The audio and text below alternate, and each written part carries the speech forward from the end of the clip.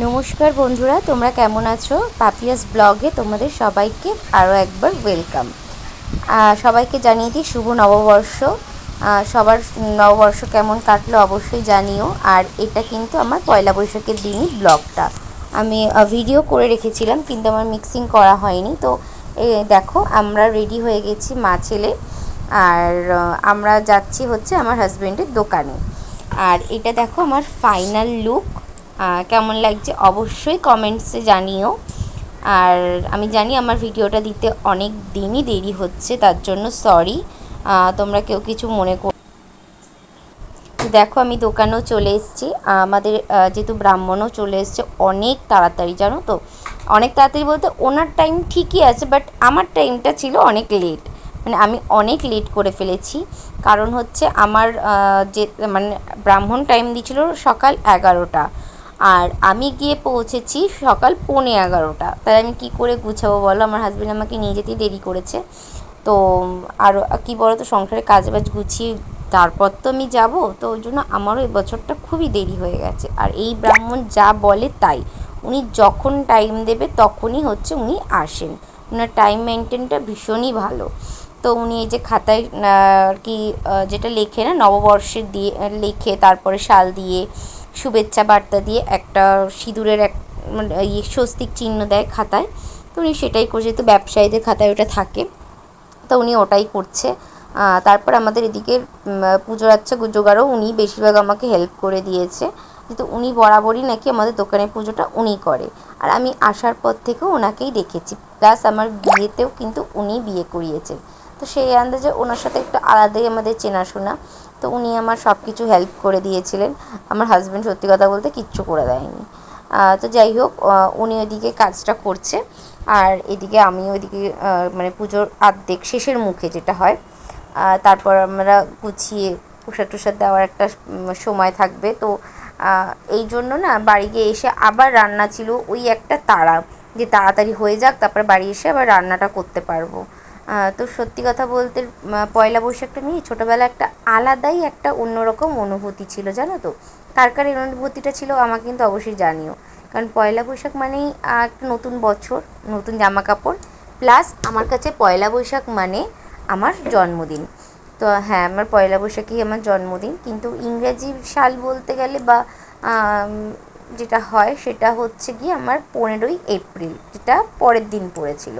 কিন্তু বাংলার সাল ধরতে গেলে সেটা আমার পয়লা বৈশাখ। তো সেই আন্দাজে তো আমার সেই দিনই আমার জন্মদিনটা সবাই মানে ছোটোর থেকে সেলিব্রেট করা হতো। তো এখন যেহেতু বিয়ে হয়ে গেছে, এখন আর সেই জিনিসটা হয় না। তো জানো তো, বিয়ে হয়ে গেছে বলে হতো না তা না, আমার এত বছর হয়েছে, বাট এই বছরটাই শুধু আমি খুব কষ্ট পেয়েছি। কারণ হচ্ছে যেহেতু যার যার মতো আলাদা হয়ে গেছে, তো প্রত্যেক বছর শাশুড়ি আমাকে রান্না করে দিত সামনে। তো এই বছর যেহেতু আলাদা, আমার নিজের রান্না নিজেকেই করতে হবে। তো এটা আমার খুব একটা কষ্ট লেগেছিলো, যে এবার নিজের জন্মদিন আমাকে কেউ একটু করে দিল না। তো আমার বরকে বলাতে ও আমার রান্নাটা কিছুটা করে দিয়েছিল, বাট সেইটা পাইনি। এটা মায়ের যে ছোঁয়াটা, সেই ছোঁয়াটা তো আমার হাজব্যান্ড দিতে পারিনি না। তো এটাই যা। তো এই দেখো আমাদের এদিকে পরের দিন না, সেই দিনই সন্ধেবেলা আমরা পার্কে গেছিলাম।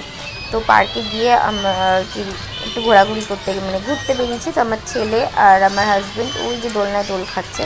আর দোলনা বাপ রে বাপ, একটা বাচ্চাও দোলনা থেকে ওঠে না, মানে যে বসে তো বসে। মানে দোলনা প্রত্যেকটা বাচ্চার কাছেই প্রিয়, আর পার্ক মানে দোলনা মাস্ট। বাকি খেলনা সব ছেড়ে মানে বাকি যেগুলো চড়ার জিনিস থাকে না, সেগুলো তো কেউ ধরেও দেখবে না, কেউ বসবেও না, শুধু দোলনা, শুধু দোলনা। তো সেই জন্যই যে আমার ছেলে ওইদিকে দোল খাচ্ছে, অনেকক্ষণ ঘুরে ঘুরে ঘুরে ঘুরে দোলটা পেয়েছে। তো এটাই হলো। আর প্রচণ্ড ভিড় হয়েছিল, জানো তো। পার্কের জন্য একটা ছুটির দিন, একটা ছুটির আমেজ, সবাই একটু ঘুরতে পছন্দ করে, তো সবাই বেরিয়েছিল ঘুরতে। পার্কটা খুব ভিড় ছিল, ভেতরটা আরও ছিল। এটা হচ্ছে পরের দিনের ব্লগ স্কুলে। এটা হচ্ছে স্কুলের পাশের গলিতে, মানে স্কুলের পাশেই একদম তোমার শ্রীগুরুর সঙ্গে একটা র্যালি বেরোচ্ছিল। এবং বাড়ির থেকে কি সেটা আমি জানি না সঠিক, কারণ আমি এদিকটা জানি। তো সেটা দেখে না আমার খুব ভালো লাগলো, তার জন্য আমি ভিডিওটা করেছিলাম। তো দেখো এই যে শ্রীগুরুর সঙ্গে যারা যারা ঘুরতে তারা জানবে এরকম র্যালি বেরোয়, আর যারা জানো না তারা হয়তো শুনে থাকতে পারো যে এরকম র্যালি বেরোয়, এরকম সেজে বেরোয়, বাট আমার জিনিসটা দেখতে না খুব ভালো লেগেছে। এরা যে জিনিস ঘরটা নেয়, একটু নড়ে না চড়ে না, কি সুন্দরভাবে এরা ঘরটা নেয়, মানে খুবই সুন্দর লাগে যে কীভাবে ব্যালেন্স করার। আমরা তো সেটা পারি না বাবা, আমাদের সাথে হাতে একটু চা নিয়ে গেলেই চা পড়ে যায়, কি ব্যালেন্স তার দিকে। তো যাই হোক, তো এরা পিছনে লাইন দিয়ে দাঁড়িয়েছে, দেখো বেশ ভালো লাগছে দেখতে।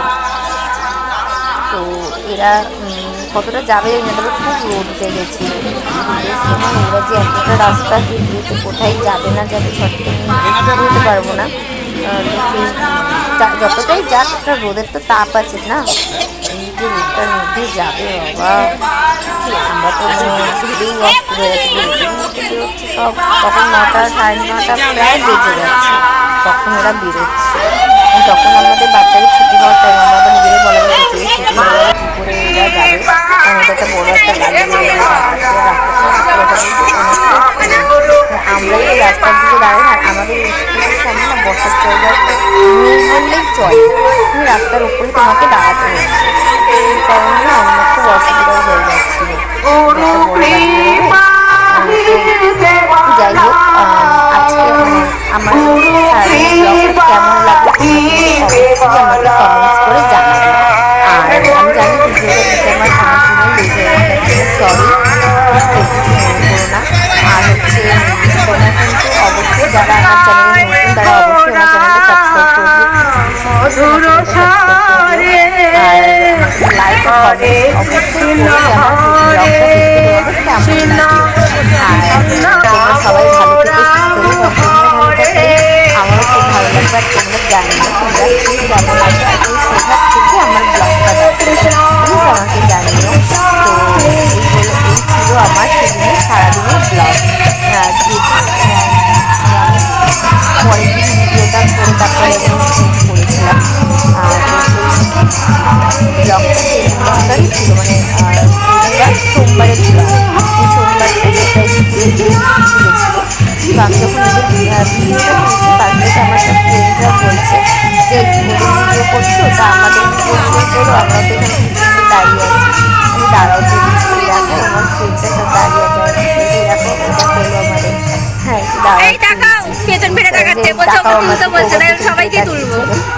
এরা সব হাসাহাসি করছে, ওটা আমাদের কিন্তু